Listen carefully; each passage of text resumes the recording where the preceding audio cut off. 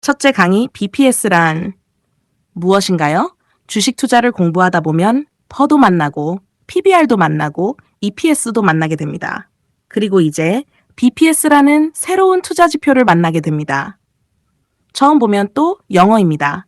어렵게 느껴질 수 있습니다. 하지만 걱정할 필요 없습니다. BPS도 원리만 이해하면 아주 간단합니다.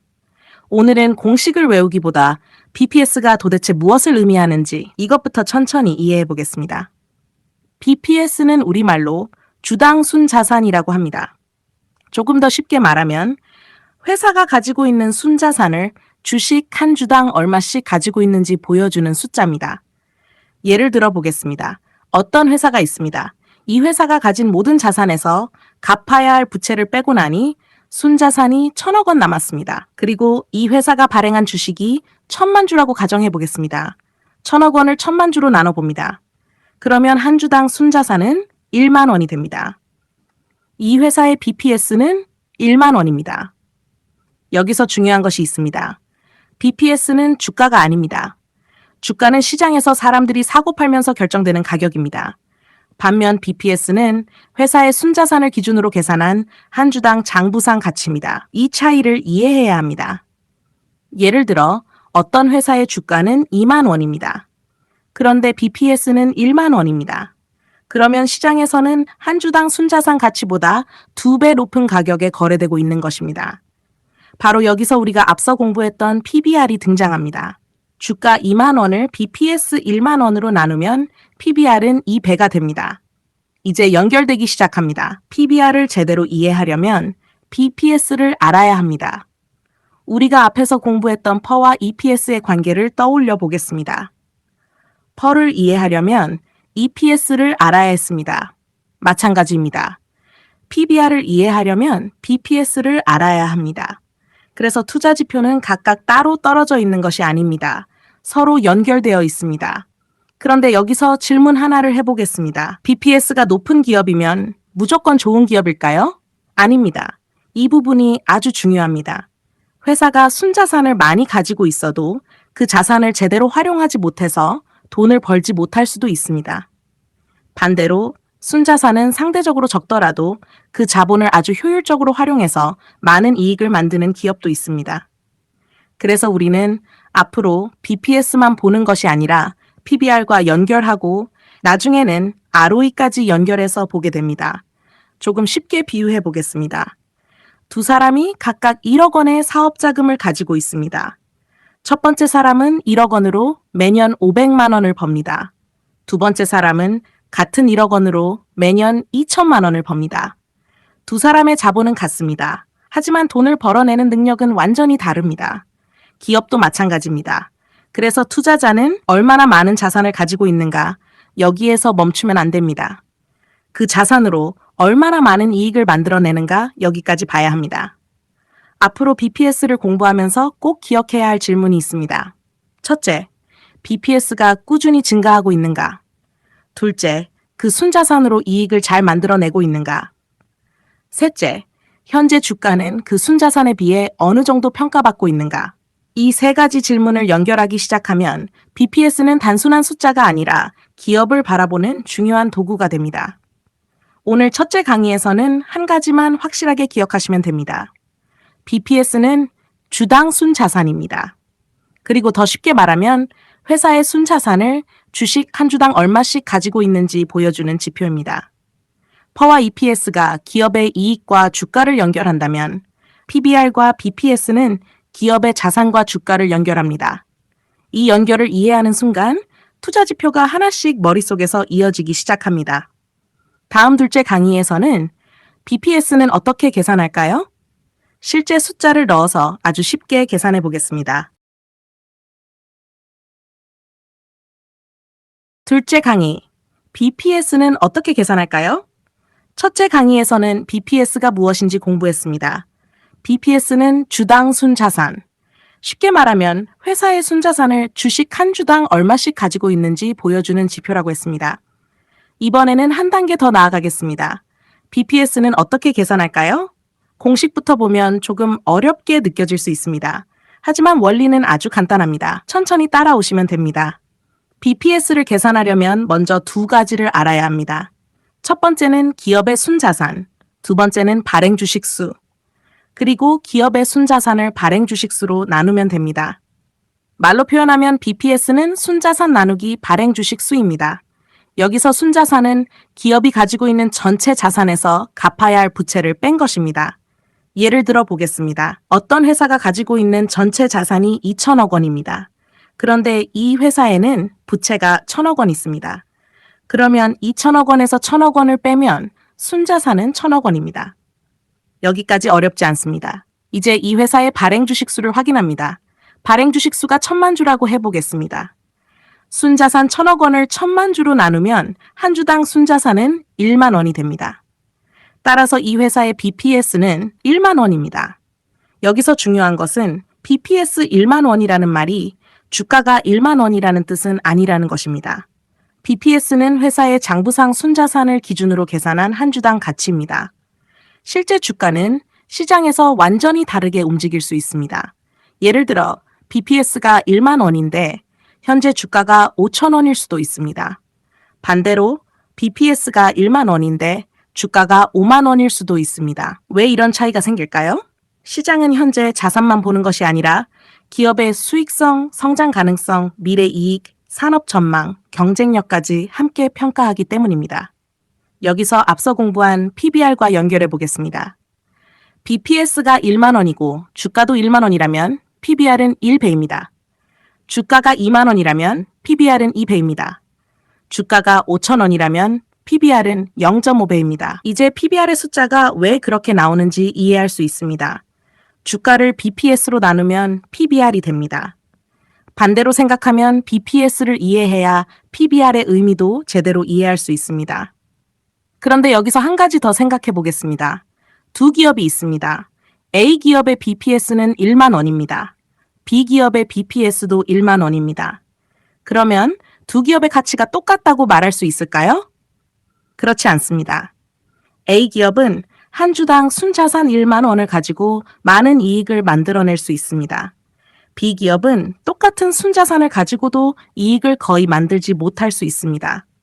그래서 BPS는 중요하지만 BPS 하나만으로 좋은 기업을 판단해서는 안 됩니다. 또 하나 중요한 것이 있습니다. 발행 주식수가 변하면 BPS도 달라질 수 있습니다. 회사가 새로운 주식을 많이 발행하거나 반대로 자사주를 소각하는 등 주식수의 변화가 생긴다면 한 주가 차지하는 순자산의 목도 달라질 수 있습니다. 그래서 BPS가 변했다면 단순히 숫자만 보지 말고 왜 변했는가? 이 질문을 해보는 습관이 중요합니다. 오늘 내용을 아주 간단하게 정리해 보겠습니다. BPS를 계산하기 위해서는 먼저 전체 자산에서 부채를 빼서 순자산을 구합니다. 그리고 그 순자산을 발행 주식수로 나눕니다. 그러면 한 주당 순자산, 바로 BPS가 나옵니다. 오늘은 이 문장 하나를 기억하시면 됩니다. BPS는 순자산 나누기 발행 주식수. 그리고 더 중요한 것은 계산에서 나온 숫자를 외우는 것이 아닙니다. 한 주가 기업의 순자산을 얼마만큼 가지고 있는가, 그 의미를 이해하는 것입니다. 다음 셋째 강의에서는 BPS가 증가하는 기업은 왜 중요할까요? BPS가 몇 년 동안 꾸준히 증가한다는 것이 무엇을 의미하는지 기업의 성장과 연결해서 천천히 공부해 보겠습니다. 나블 셋째 강의. BPS가 증가하는 기업은 왜 중요할까요? 앞선 강의에서 우리는 BPS의 의미와 계산 방법을 배웠습니다. BPS는 주당 순자산, 쉽게 말하면 기업의 순자산을 주식 한 주당 얼마씩 가지고 있는지를 보여주는 지표입니다.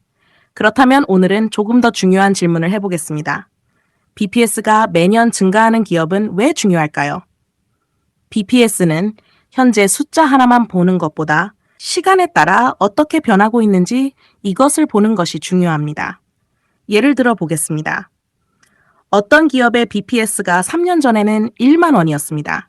2년 전엔 1만 2천 원, 작년에는 1만 5천 원, 그리고 올해는 1만 8천 원이 되었습니다. 무엇이 보이나요? 한 주가 가지고 있는 순자산의 몫이 계속 증가하고 있습니다. 이런 변화는 투자자가 관심 있게 살펴볼 필요가 있습니다. 그렇다면 BPS는 왜 증가할까요? 가장 좋은 경우는 기업이 꾸준히 돈을 벌고 그 이익이 회사 안에 쌓이는 경우입니다. 기업이 사업을 해서 순이익을 냅니다. 그 돈을 모두 밖으로 내보내지 않고 일부를 회사에 남깁니다. 이렇게 쌓인 이익은 기업의 자본을 증가시킬 수 있습니다.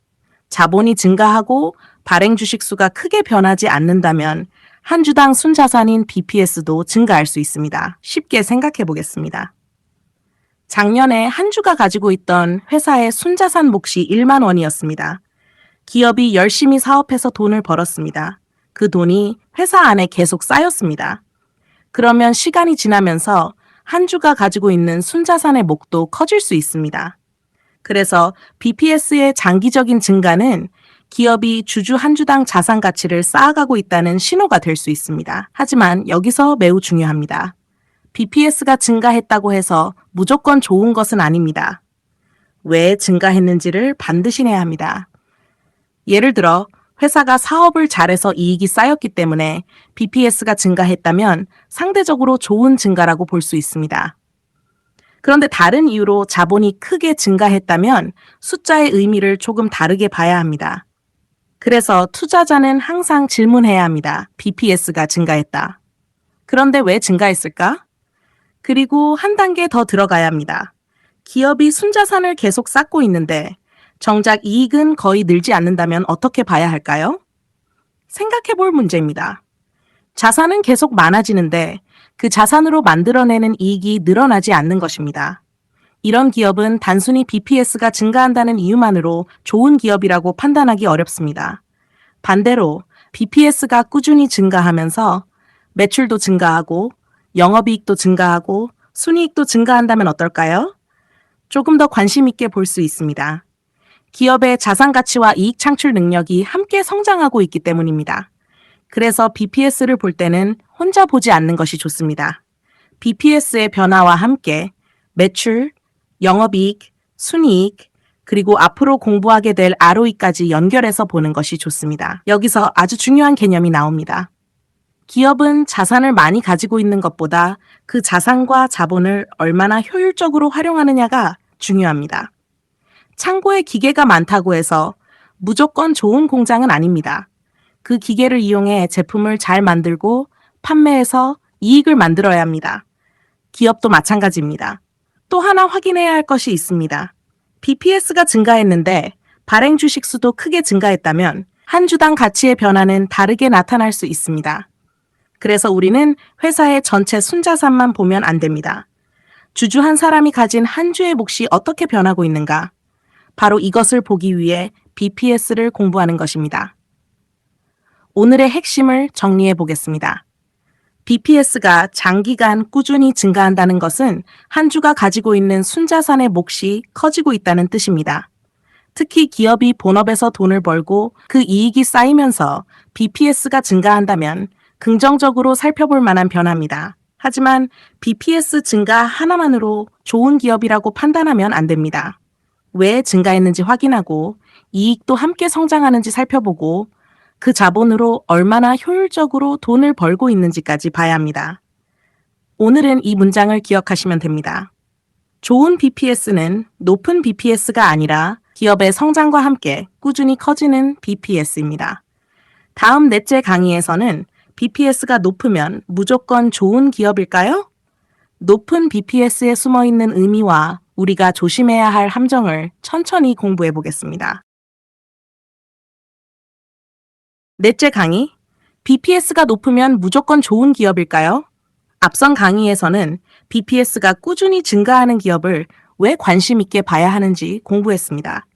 오늘은 많은 투자자가 처음 BPS를 공부하면서 할 수 있는 착각 하나를 살펴보겠습니다. BPS가 높으면 무조건 좋은 기업일까요?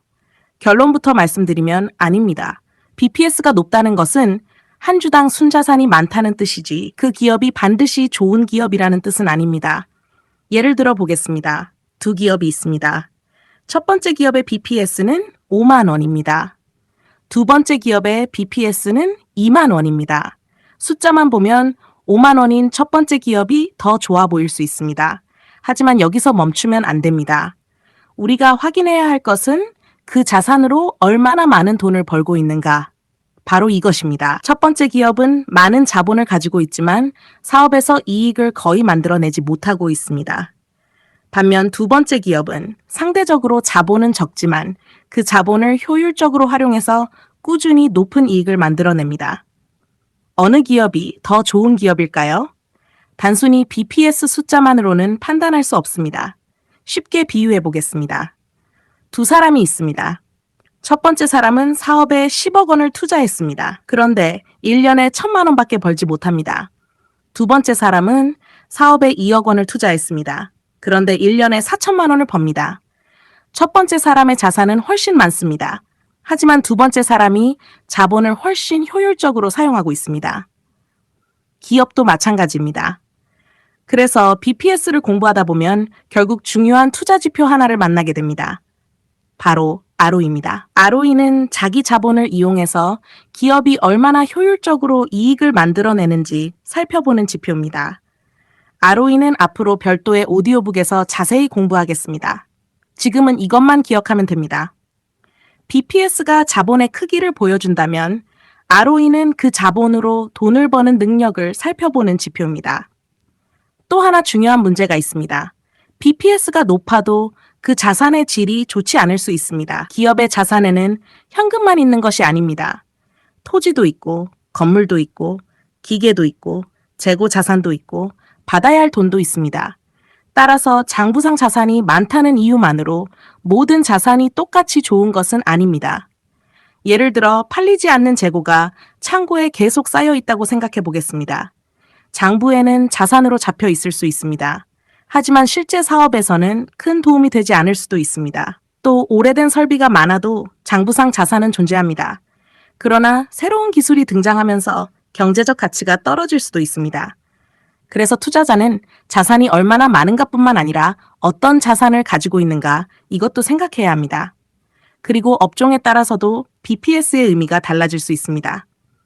공장과 설비, 토지와 같은 자산이 중요한 기업과 기술, 브랜드, 플랫폼, 특허, 연구개발 능력이 중요한 기업은 자산 구조가 다릅니다. 특히 기술 중심 기업의 경쟁력은 장부상의 순자산만으로 충분히 설명되지 않는 경우도 있습니다. 그래서 모든 기업을 BPS 하나로 비교해서는 안 됩니다. 여기서 중요한 질문을 하나 더 해보겠습니다.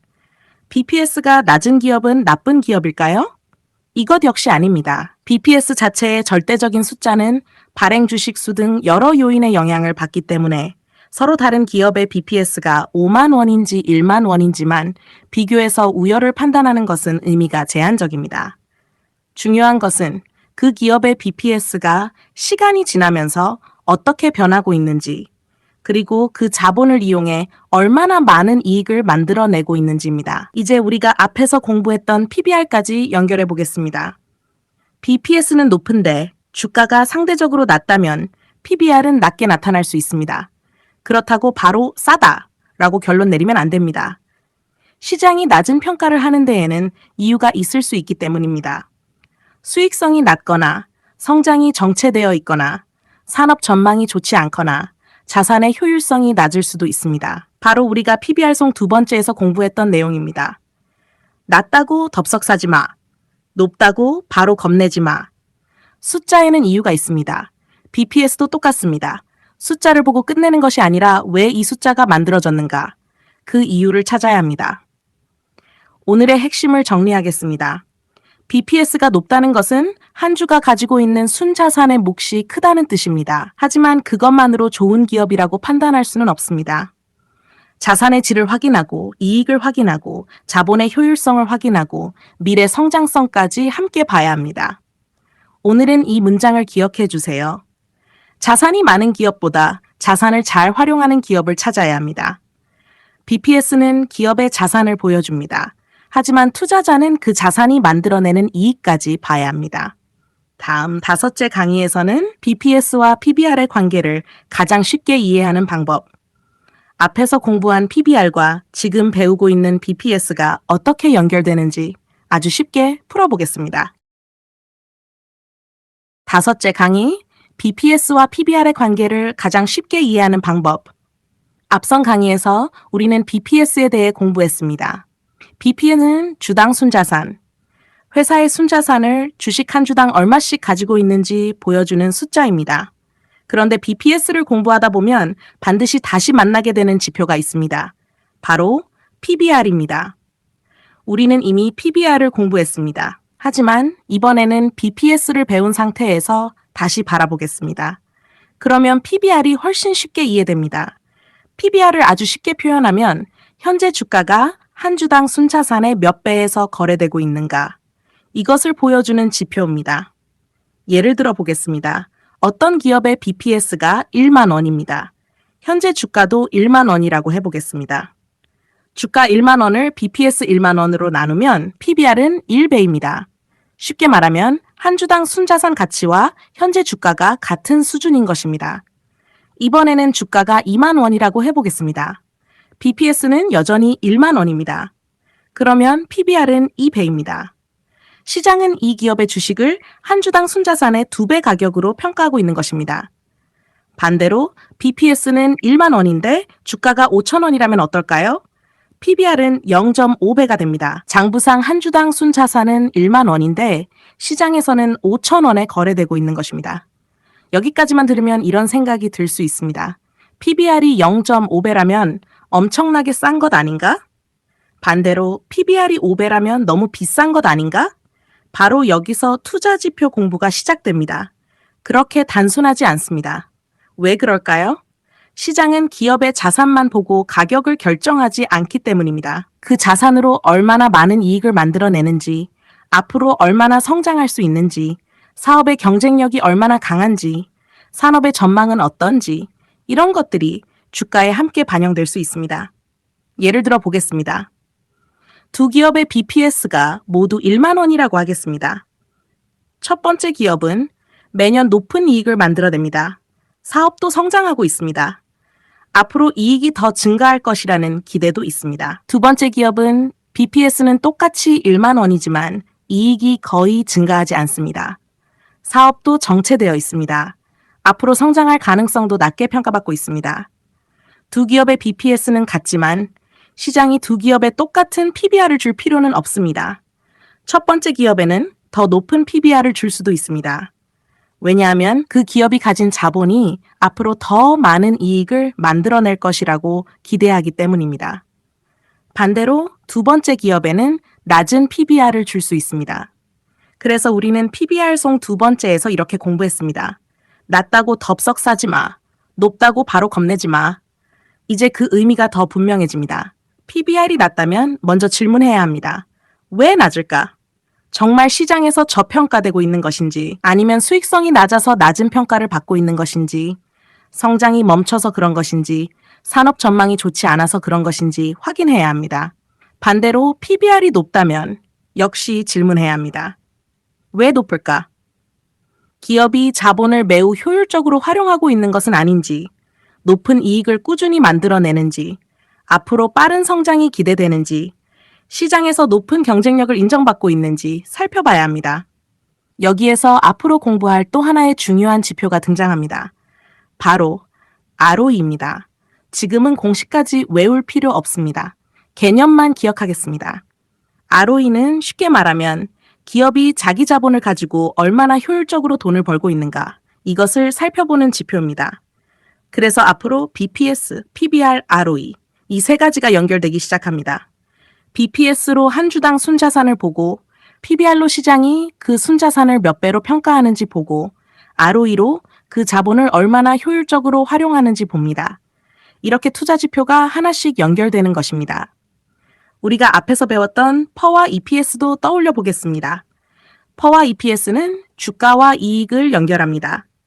그리고 PBR과 BPS는 주가와 자산을 연결합니다. 이제 조금씩 기업 분석의 큰 그림이 보이기 시작합니다. 그래서 투자 지표를 하나만 떼어서 보면 어렵습니다. 하지만 서로 연결해서 보면 오히려 쉬워집니다.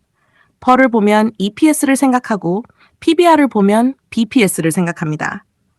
그리고 BPS와 PBR을 보면 앞으로는 자연스럽게 ROE까지 생각하게 될 것입니다. 오늘의 핵심을 정리하겠습니다.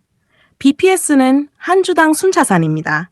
PBR은 현재 주가가 BPS의 몇 배에서 거래되고 있는지를 보여주는 지표입니다.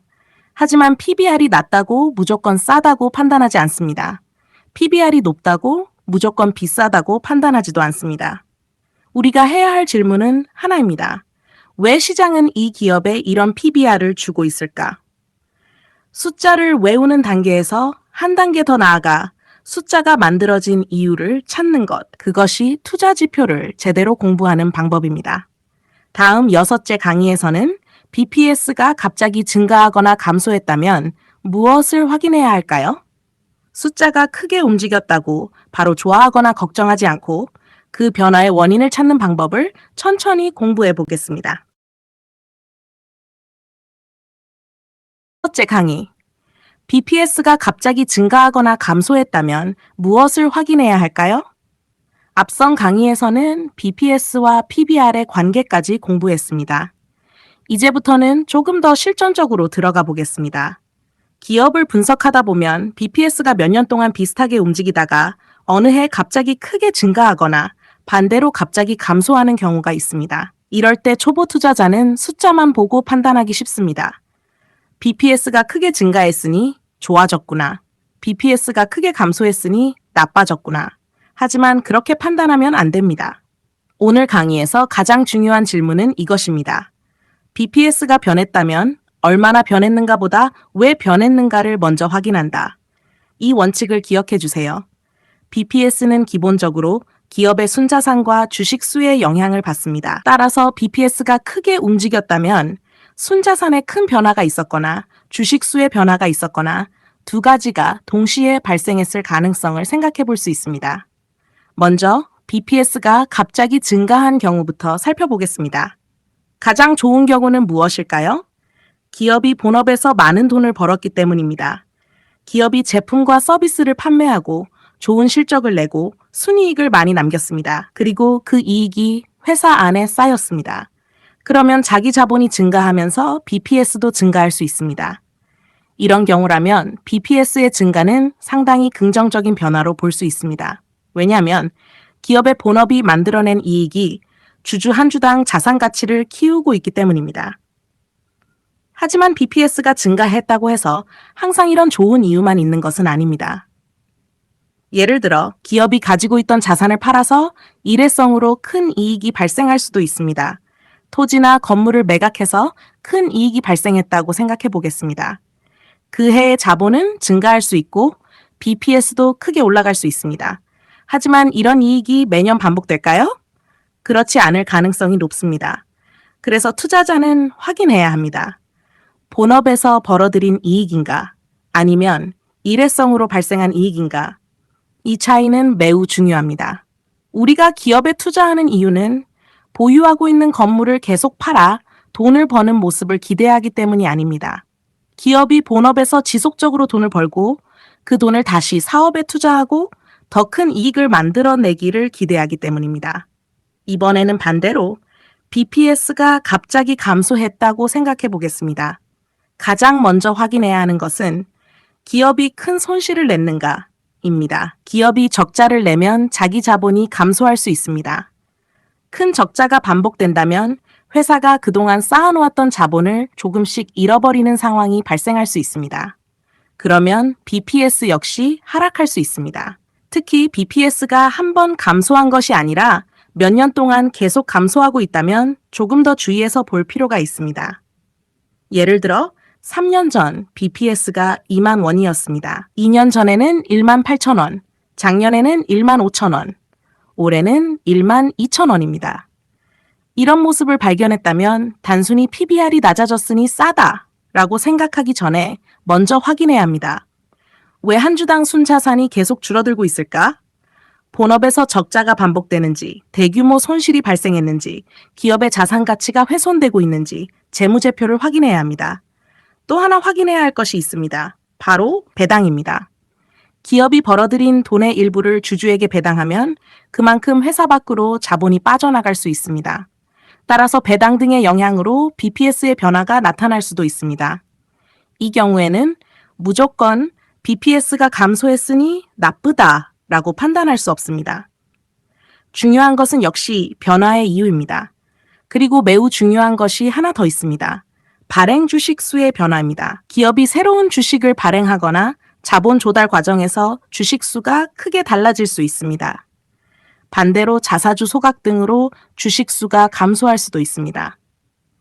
BPS는 한 주당 순자산이기 때문에 분모가 되는 주식 수의 변화도 함께 확인해야 합니다.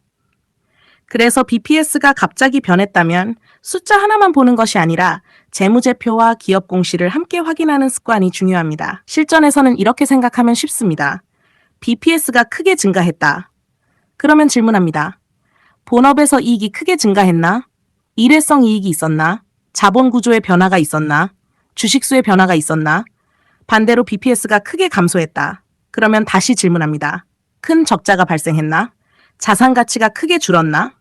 배당 등의 영향이 있었나? 주식수나 자본 구조가 변했나? 이런 질문을 하나씩 확인하면 단순히 BPS 숫자를 보는 단계에서 기업의 변화를 추적하는 단계로 넘어가게 됩니다. 여기서 우리가 EPS를 공부할 때 배웠던 내용도 떠올려 보겠습니다. EPS가 갑자기 증가했다고 해서 무조건 좋아하지 않았습니다. 왜 증가했는지를 확인했습니다. BPS도 똑같습니다. 좋은 투자자는 숫자의 크기보다 숫자가 움직인 이유를 찾습니다. 오늘의 핵심을 정리하겠습니다. BPS가 갑자기 증가하거나 감소했다면 첫 번째, 순이익과 적자를 확인합니다. 두 번째, 일회성 이익과 손실을 확인합니다. 세 번째, 자산과 자본의 변화를 확인합니다. 네 번째, 배당 등 자본을 감소시키는 요인을 확인합니다. 다섯 번째, 발행 주식 수의 변화를 확인합니다. 그리고 마지막으로 가장 중요한 질문을 합니다. 이 변화가 일시적인 것인가? 아니면 기업의 장기적인 변화인가? 오늘은 이 한 문장을 꼭 기억해 주세요. BPS의 변화보다 중요한 것은 BPS가 변한 이유입니다. 숫자를 발견했다면 거기에서 분석을 끝내지 않습니다. 오히려 그때부터 기업 분석이 시작됩니다. 다음 7째 강의에서는 업종마다 BPS를 어떻게 다르게 봐야 할까요? 은행처럼 자산이 중요한 기업과 반도체처럼 대규모 설비가 필요한 기업, 그리고 바이오나 플랫폼처럼 장부에 나타나지 않는 가치가 중요한 기업까지 왜 똑같은 BPS 기준을 적용하면 안 되는지 공부해 보겠습니다. 7째 강의, 업종마다 BPS를 어떻게 다르게 봐야 할까요? 앞선 강의에서는 BPS가 갑자기 증가하거나 감소했다면 숫자만 보지 말고 왜 변했는지 확인해야 한다. 이것을 배웠습니다. 오늘은 BPS를 실전에서 활용할 때 아주 중요한 내용을 공부하겠습니다. 바로 업종에 따라 BPS를 다르게 봐야 한다라는 것입니다. 처음 투자 지표를 배우면 이런 생각을 하기 쉽습니다. BPS가 높으면 좋고 PBR이 낮으면 싸다. 그러면 모든 기업을 같은 기준으로 비교하면 되지 않을까? 그렇지 않습니다. 은행과 바이오 기업은 다릅니다. 반도체 기업과 플랫폼 기업도 다릅니다. 조선 기업과 소프트웨어 기업도 다릅니다. 기업이 돈을 버는 방법이 다르고 필요한 자산의 종류도 다르기 때문입니다. 먼저 이해해야 할 것이 있습니다. BPS는 기본적으로 장부에 기록된 순자산을 기준으로 한 주당 가치를 계산한 지표입니다. 따라서 장부상의 자산이 사업에서 중요한 업종일수록 BPS와 PBR을 상대적으로 유용하게 활용할 수 있습니다. 은행과 금융업을 생각해 보겠습니다. 은행은 무엇을 가지고 사업을 할까요? 돈을 빌려주고 예금을 받고 금융자산을 운용합니다. 자산과 부채, 그리고 자기 자본이 사업의 핵심입니다. 그래서 금융기업을 분석할 때는 BPS와 PBR이 상대적으로 중요한 지표가 될 수 있습니다. 하지만 여기에서도 PBR이 낮다는 이유만으로 무조건 싸다고 판단하면 안 됩니다. 수익성이 낮거나 부실 자산에 대한 우려가 있거나 자본을 효율적으로 활용하지 못한다면 시장이 낮은 PBR을 주는 데에는 이유가 있을 수 있습니다. 이번에는 반도체 기업을 생각해 보겠습니다. 반도체 산업에는 엄청난 규모의 설비가 필요합니다. 공장을 건설해야 하고 고가의 장비를 설치해야 하고 생산시설에 지속적으로 많은 돈을 투자해야 합니다. 따라서 장부에는 대규모 유형 자산이 나타날 수 있습니다. 이런 기업을 볼 때도 BPS는 의미가 있습니다. 하지만 반도체 기업의 가치는 공장과 장비만으로 결정되지 않습니다. 기술력, 제품 경쟁력, 시장 점유율, 반도체 가격, 그리고 산업의 사이클까지 함께 봐야 합니다. 특히 반도체는 업황에 따라 이익이 크게 움직일 수 있습니다. 그래서 BPS와 PBR만 보고 기업을 판단해서는 안 됩니다. 이번에는 조선이나 제조업을 생각해 보겠습니다. 이런 기업들도 공장, 설비, 토지, 기계와 같은 실물 자산이 중요합니다. 따라서 BPS를 통해 기업의 자산 기반을 살펴보는 것이 도움이 될 수 있습니다. 하지만 역시 자산이 많다는 것과 돈을 잘 번다는 것은 다른 문제입니다. 수주가 충분한지, 수익성이 좋아지고 있는지, 원가 부담은 어떤지, 앞으로 이익이 증가할 수 있는지까지 함께 확인해야 합니다. 그렇다면 바이오 기업은 어떨까요? 여기서 BPS를 보는 방법이 조금 달라집니다. 바이오 기업의 핵심 경쟁력이 무엇인지 생각해 보겠습니다. 신약 후보 물질, 플랫폼 기술, 특허, 연구개발 능력, 임상시험의 성공 가능성, 기술 수출 가능성, 이런 것들이 기업 가치에 매우 중요한 영향을 미칩니다. 그런데 이런 가치가 BPS에 완벽하게 나타날까요? 그렇지 않습니다. 예를 들어 어떤 바이오 기업이 아주 뛰어난 플랫폼 기술을 개발했다고 가정해 보겠습니다. 세계적인 제약회사들이 그 기술에 관심을 가지고 있습니다. 하지만 아직 큰 매출과 이익이 발생하지 않았습니다. 이런 기업을 단순히 BPS가 낮다, PBR이 높다 라는 이유만으로 평가하면 기업의 핵심 가치를 제대로 보지 못할 수 있습니다. 바이오에서는 오히려 기술의 경쟁력, 임상 단계, 기술 수출 계약, 파트너 기업, 파이프라인, 현금 보유액과 연구개발비, 그리고 향후 상업화 가능성 등을 함께 살펴봐야 합니다. 즉, 바이오 기업의 가치는 장부상의 자산만으로 설명하기 어렵습니다. 이번에는 플랫폼과 소프트웨어 기업을 생각해 보겠습니다. 이런 기업의 중요한 자산은 공장이나 토지만이 아닙니다. 기술, 데이터, 네트워크 효과, 사용자, 브랜드, 소프트웨어, 생태계가 중요한 경쟁력이 될 수 있습니다. 그런데 이러한 무형의 경쟁력 역시 장부상의 순자산에 충분히 나타나지 않을 수 있습니다. 따라서 이런 기업의 전통적인 제조업과 똑같은 BPS 기준을 적용하는 것은 적절하지 않을 수 있습니다. 여기서 아주 중요한 원칙이 나옵니다. 투자 지표는 업종을 무시하고 기계적으로 적용하는 공식이 아닙니다. 기업이 어떤 방법으로 돈을 버는지, 어떤 자산이 핵심인지, 무엇이 경쟁력을 만드는지에 따라 중요하게 봐야 할 지표가 달라집니다. 그리고 기업을 비교할 때도 가능하면 비슷한 업종끼리 비교하는 것이 좋습니다. 은행과 바이오 기업의 PBR을 단순 비교하는 것보다 은행은 은행끼리, 반도체는 반도체끼리, 조선은 조선끼리 비교하는 것이 훨씬 의미가 있습니다. 같은 업종에서도 과거의 PBR과 현재의 PBR, 경쟁 기업의 PBR, 수익성의 차이까지 함께 살펴보면 조금 더 깊은 분석이 가능합니다. 그런데 여기서 다시 중요한 지표 하나가 등장합니다. 바로 ROE입니다. 왜 같은 업종인데도 어떤 기업은 높은 PBR을 받고 어떤 기업은 낮은 PBR을 받을까요? 여러 이유가 있지만 그중 하나가 바로 자본을 이용해 이익을 만들어내는 능력의 차이입니다. BPS가 자산의 크기를 보여준다면 ROE는 그 자본을 이용해서 얼마나 효율적으로 돈을 버는지를 살펴보는 데 도움을 줍니다. 그래서 BPS 공부가 끝나면 ROE를 공부할 때 지금 배운 내용이 다시 연결될 것입니다. 오늘 내용을 정리해 보겠습니다.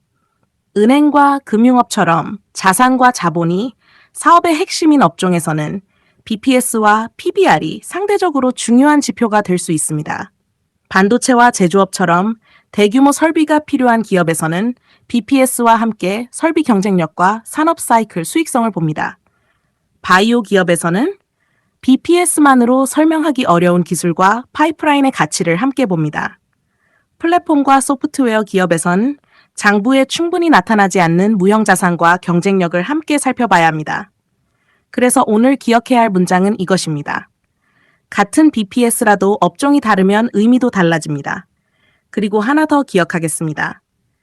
기업을 비교하려면 먼저 같은 운동장에서 비교해야 합니다. 은행은 은행과, 반도체는 반도체와, 바이오는 바이오와 비교합니다. 투자 지표는 숫자를 외우는 공부가 아닙니다. 그 숫자를 어디에, 어떻게 사용해야 하는지를 배우는 공부입니다. 다음 8째 강의에서는 BPS와 ROE를 함께 봐야 하는 이유, 자산이 많은 기업과 그 자산을 이용해서 돈을 잘 버는 기업은 무엇이 다른지, BPS에서 한 단계 더 나아가 기업의 자본 효율성까지 연결해 보겠습니다.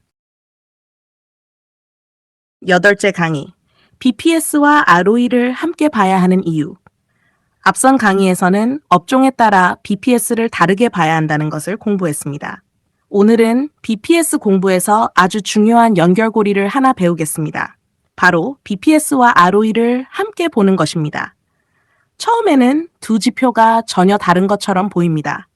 하지만 실제로는 아주 밀접하게 연결되어 있습니다. 먼저 BPS를 떠올려 보겠습니다. BPS는 주당 순자산입니다. 쉽게 말하면 기업의 순자산을 주식 한 주당 얼마씩 가지고 있는지를 보여주는 지표입니다. 그렇다면 ROE는 무엇일까요? ROE는 앞으로 별도의 오디오북에서 자세히 공부하겠습니다. 오늘은 아주 쉽게만 이해하겠습니다.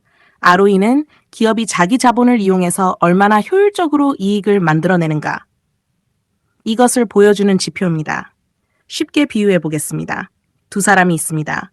두 사람 모두 사업 자금 1억 원을 가지고 있습니다. 첫 번째 사람은 1억 원으로 사업해서 1년에 500만 원을 법니다. 두 번째 사람은 똑같은 1억 원으로 사업해서 1년에 2천만 원을 법니다. 두 사람의 자본은 같습니다. 하지만 돈을 벌어내는 능력은 완전히 다릅니다. 기업도 마찬가지입니다. 두 기업의 BPS가 똑같이 2만 원이라고 해보겠습니다. 한 주가 가지고 있는 순자산의 몫은 같습니다. 그런데 첫 번째 기업은 그 자본으로 많은 이익을 만들어냅니다. 두 번째 기업은 이익을 거의 만들어내지 못합니다. BPS만 본다면 두 기업이 비슷해 보일 수 있습니다. 하지만 ROE까지 보면 두 기업의 차이가 보이기 시작합니다.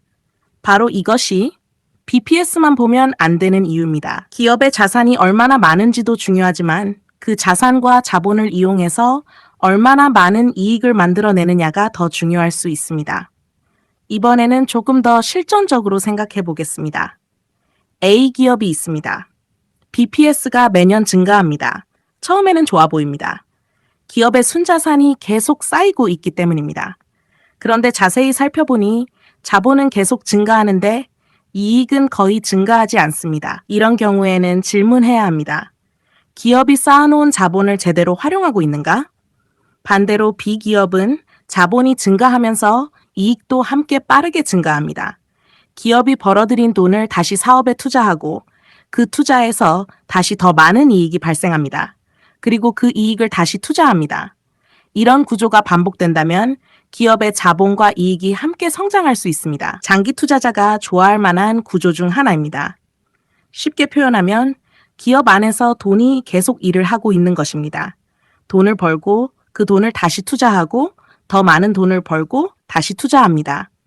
이 과정이 오랫동안 반복되면 복리의 힘이 기업 안에서도 나타날 수 있습니다. 그래서 좋은 기업을 찾을 때는 BPS가 증가하는지만 보는 것이 아니라 그 증가한 자본이 다시 얼마나 많은 이익을 만들어내는지 함께 살펴보는 것이 중요합니다. 여기서 우리가 앞서 공부한 PBR까지 연결해 보겠습니다. 두 기업의 BPS가 비슷하다고 가정하겠습니다. 그런데 한 기업은 자본을 매우 효율적으로 활용해서 높은 수익을 만들어냅니다. 다른 기업은 자본을 제대로 활용하지 못합니다. 시장은 두 기업을 똑같이 평가할까요? 반드시 그렇지는 않습니다. 자본을 효율적으로 활용하고 앞으로도 높은 이익을 계속 만들어낼 것으로 기대되는 기업에는 시장이 더 높은 평가를 줄 수도 있습니다. 그래서 높은 PBR에는 높은 ROE가 함께 나타나는 경우가 있습니다. 물론 이것만으로 모든 높은 PBR을 설명할 수는 없습니다. 성장성, 산업 전망, 경쟁력, 금리, 시장 분위기 등 다른 요인들도 영향을 줍니다. 하지만 PBR과 ROE의 관계는 기업 분석에서 매우 중요한 연결고리입니다. 반대로 PBR이 아주 낮은 기업을 발견했다고 생각해 보겠습니다. 싸 보입니다.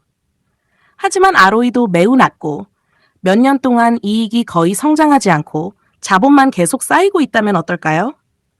시장이 낮은 가격을 주는 데에는 이유가 있을 수 있습니다. 바로 우리가 PBR송에서 배웠던 낮다고 덥석 사지 마. 이 말과 연결됩니다. 이제 퍼와 EPS까지 한번 연결해 보겠습니다. EPS는 한 주가 만들어내는 이익, BPS는 한 주가 가지고 있는 순자산, 퍼는 그 이익에 대해 시장이 주는 평가, PBR은 그 순자산에 대해 시장이 주는 평가, 그리고 ROE는 자기 자본을 이용해 얼마나 효율적으로 이익을 만드는가. 이렇게 하나씩 연결하면 처음에는 복잡해 보였던 투자 지표가 하나의 그림으로 보이기 시작합니다. 그래서 투자 지표를 공부할 때는 퍼 하나만 외우고 끝내고 PBR 하나만 외우고 끝내는 것이 아니라 서로 연결해서 이해해야 합니다. 실제 기업을 볼 때는 이렇게 질문해 볼 수 있습니다. BPS가 증가하고 있는가? ROE는 높은 수준을 유지하고 있는가? 이익도 함께 증가하고 있는가? 그리고 시장은 그 기업에 어떤 PBR을 주고 있는가? 이 네 가지 질문을 함께 던지면 단순히 싸다, 비싸다 라는 판단에서 벗어나 기업의 질을 조금 더 깊게 바라볼 수 있습니다. 하지만 여기서 주의할 점도 있습니다. ROE가 높다고 무조건 좋은 기업은 아닙니다. 부채 구조나 일회성 이익 등으로 숫자가 달라질 수도 있습니다. 따라서 앞으로 ROE를 공부할 때는 ROE가 왜 높아졌는지, 그 높은 수익성이 지속 가능한지까지 확인하는 방법을 배우게 될 것입니다. 오늘은 ROE의 공식을 외울 필요가 없습니다. 오늘의 목적은 딱 하나입니다. BPS는 자본의 크기를 보고 ROE는 그 자본을 활용하는 능력을 본다. 이 관계만 정확하게 이해하면 됩니다. 오늘의 핵심을 정리하겠습니다. 자산이 많은 기업이 반드시 좋은 기업은 아닙니다. 중요한 것은 그 자본으로 얼마나 많은 이익을 꾸준히 만들어내는가입니다. BPS가 꾸준히 증가하면서 이익도 증가하고 자본의 효율성도 높은 기업이라면 왜 그런 결과가 만들어지고 있는지 한 번 더 깊이 공부해 볼 가치가 있습니다. 오늘은 이 문장을 기억해 주세요. BPS가 기업이 가진 것을 보여준다면 ROE는 그것으로 무엇을 만들어내는지 보여줍니다. 자산의 크기만 보지 말고 자산이 만들어내는 이익의 힘까지 봅니다. 다음 9째 강의에서는 BPS를 활용해 실제 기업을 분석하는 방법, 지금까지 배운 BPS, PBR, EPS, 그리고 ROE의 개념까지 연결해서 실제 기업을 만났을 때 어떤 순서로 숫자를 확인하면 되는지 하나씩 공부해 보겠습니다. 9째 강의, BPS를 활용해 실제 기업을 분석하는 방법. 지금까지 우리는 BPS의 기본 개념부터 계산 방법, BPS 증가의 의미, PBR과의 관계, 업종별 차이, 그리고 ROE와의 연결까지 차근차근 공부했습니다. 이제 중요한 질문이 남았습니다. 그래서 실제 기업을 분석할 때 BPS를 어떻게 사용해야 할까요? 오늘은 가상의 기업 하나를 놓고 실제 투자자가 기업을 살펴보듯 순서대로 분석해 보겠습니다. 기업 이름은 중요하지 않습니다. 오늘의 목적은 종목 추천이 아니라 분석하는 순서를 익히는 것입니다. 가상의 A 기업이 있습니다.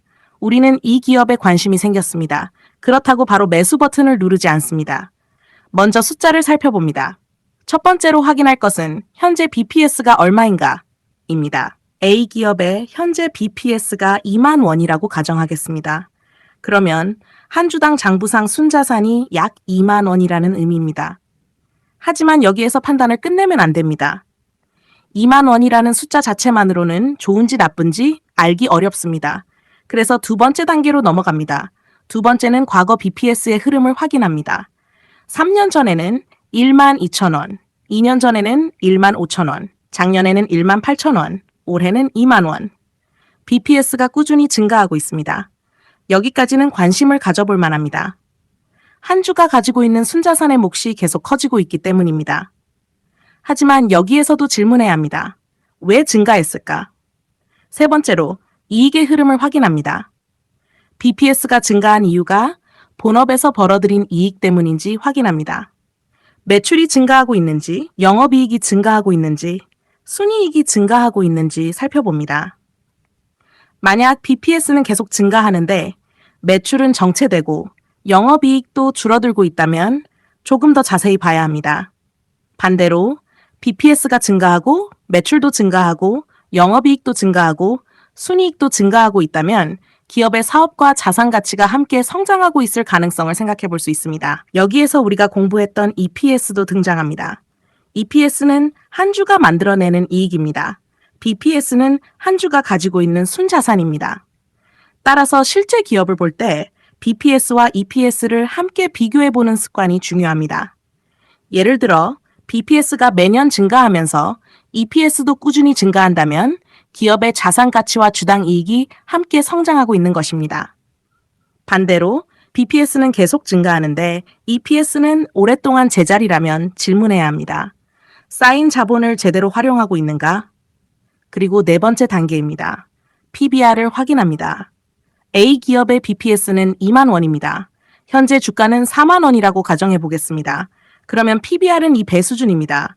이때 초보 투자자는 PBR 2배, 비싸다, 혹은 생각보다 싸다, 이렇게 바로 판단할 수 있습니다. 하지만 우리는 이제 그렇게 판단하지 않습니다.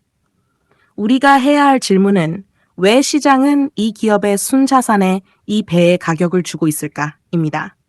여기서 다섯 번째, ROE를 확인합니다. ROE는 앞으로 별도의 시리즈에서 자세히 배우겠지만 지금은 자본을 얼마나 효율적으로 활용하는지 확인한다고 생각하면 됩니다. 만약 A 기업이 같은 업종의 다른 기업보다 자본을 이용해서 훨씬 높은 이익을 만들어내고 있다면 시장이 더 높은 PBR을 주는 데에는 그만한 이유가 있을 수 있습니다.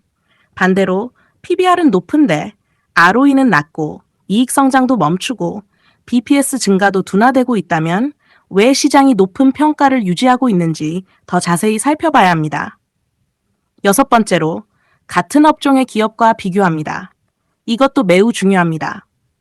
은행과 바이오를 비교하면 안 됩니다. 반도체와 플랫폼을 단순 비교해서도 안 됩니다. 가능하면 비슷한 사업을 하는 기업끼리 비교합니다. A 기업의 PBR은 2배, 같은 업종의 B 기업은 1.5배, C 기업은 3배라고 해보겠습니다. 그러면 단순히 A 기업은 B 기업보다 비싸고 C 기업보다 싸다, 이렇게 끝내지 않습니다. 왜 차이가 나는지 봅니다. 수익성은 누가 높은가? 이익 성장률은 누가 높은가? 재무 구조는 누가 좋은가? 시장 점유율은 어떤가? 미래 성장 가능성은 어떤가? 이런 것들을 함께 비교합니다. 그리고 일곱 번째, 과거의 자기 자신과도 비교합니다. 이 부분도 중요합니다. 현재 PBR이 2배라고 해서 그 숫자 하나만 보지 않습니다. 과거에는 시장에서 어느 정도 PBR을 받았는지 살펴봅니다. 그리고 당시와 지금의 사업 환경도 비교합니다. 과거보다 이익 창출 능력이 좋아졌는지, 산업의 성장성이 높아졌는지, 기업의 경쟁력이 강해졌는지를 봅니다. 숫자는 같아도 기업의 상황은 달라질 수 있기 때문입니다.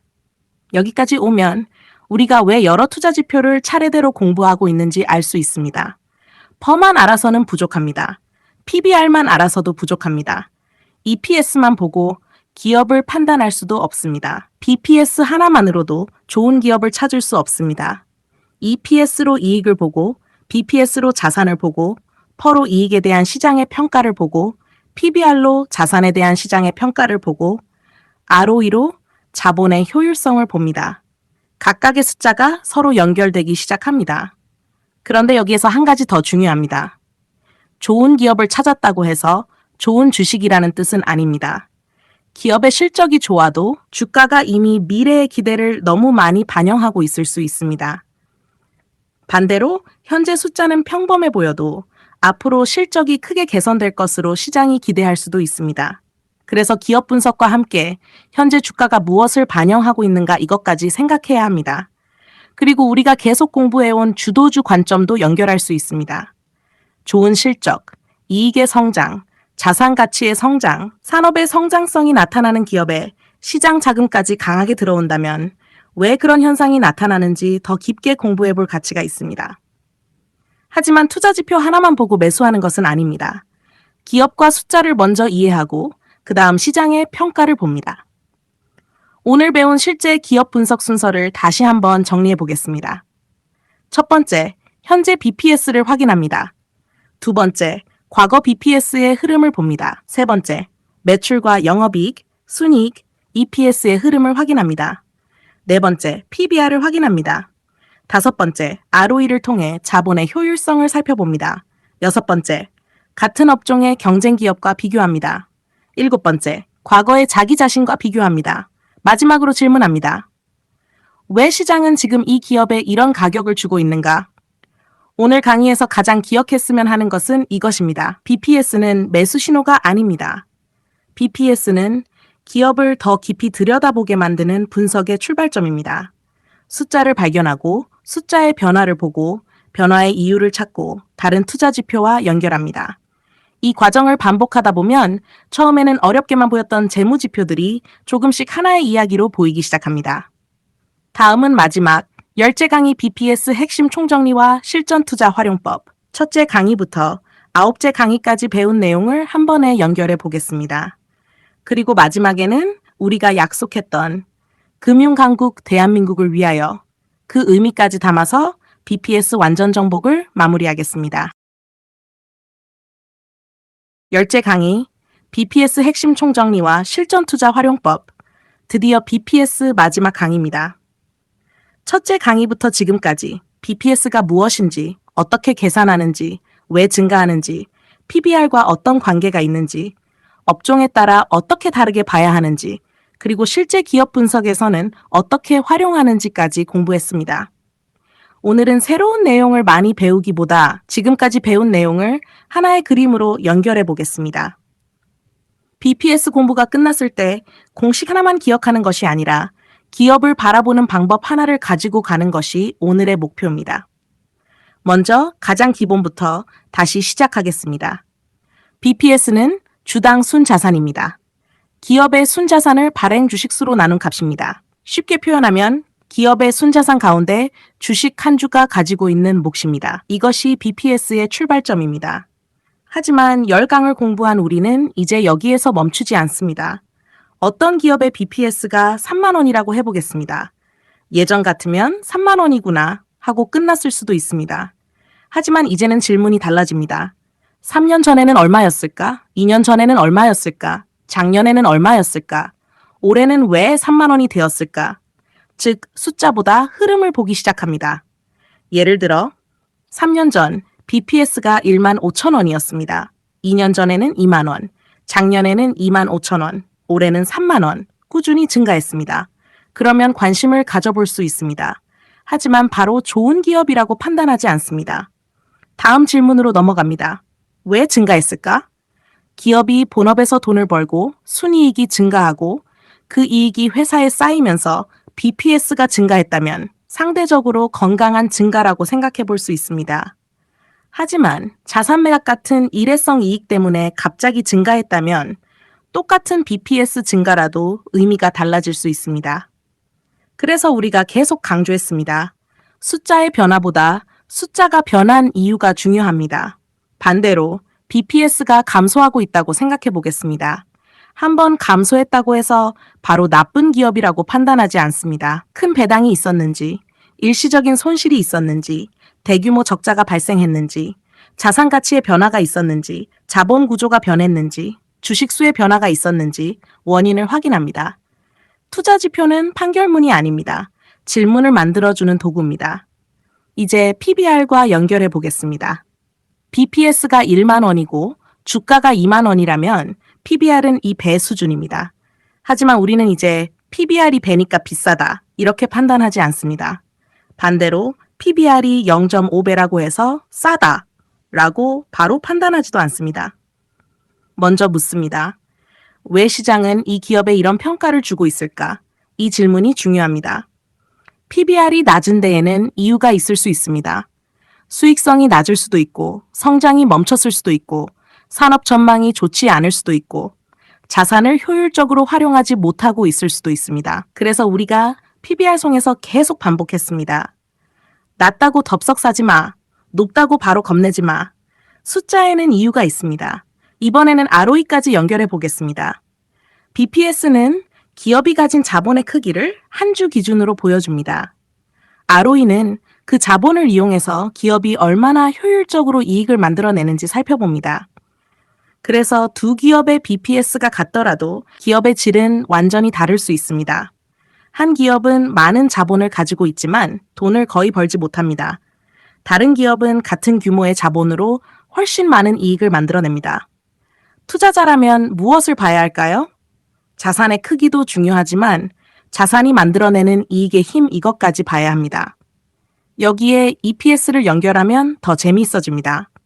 EPS는 한 주가 만들어내는 이익, BPS는 한 주가 가지고 있는 순자산, 퍼는 그 이익에 대한 시장의 평가, PBR은 그 순자산에 대한 시장의 평가, ROE는 자기 자본으로 이익을 만들어내는 효율성.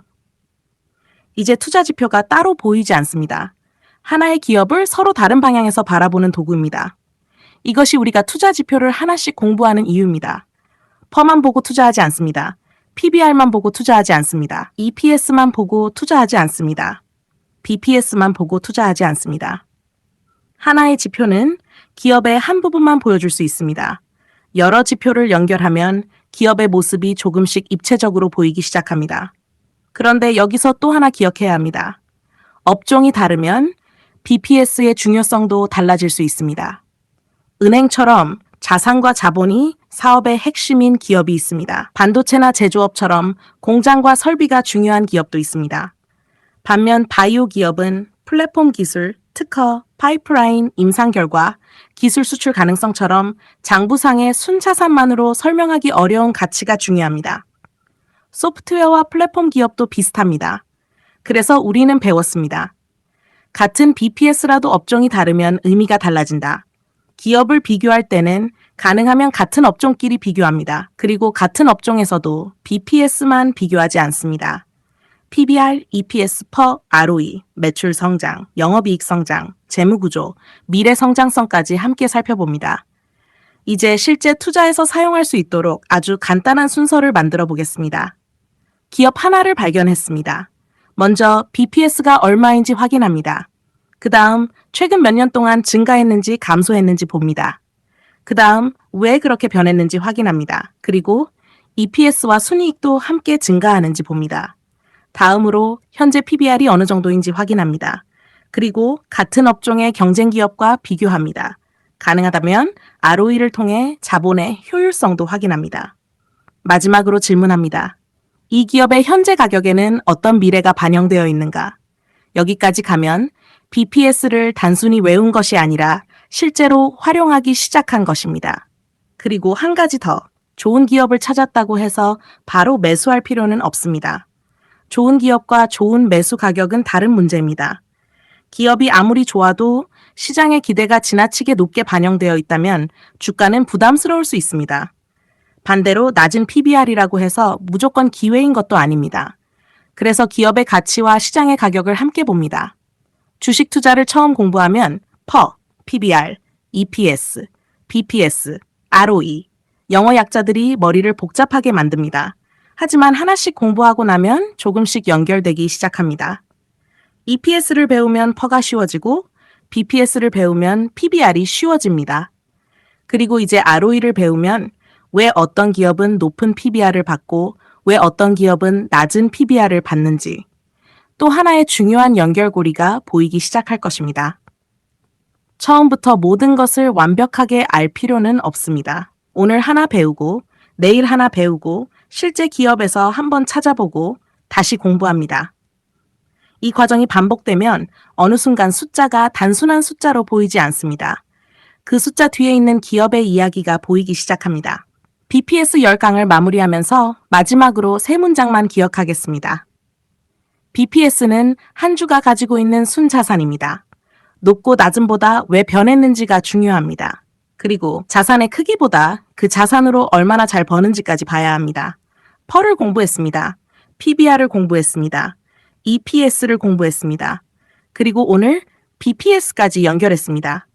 투자 지표 하나를 배울 때마다 기업을 바라보는 눈이 하나씩 늘어납니다. 하루에 하나씩 투자 지표를 제대로 공부합니다. 스스로 기업을 분석할 수 있는 투자자가 되는 그날까지 공부는 오디오북으로, 복습은 노래로. 금융강국 대한민국을 위하여 봉스 오디오북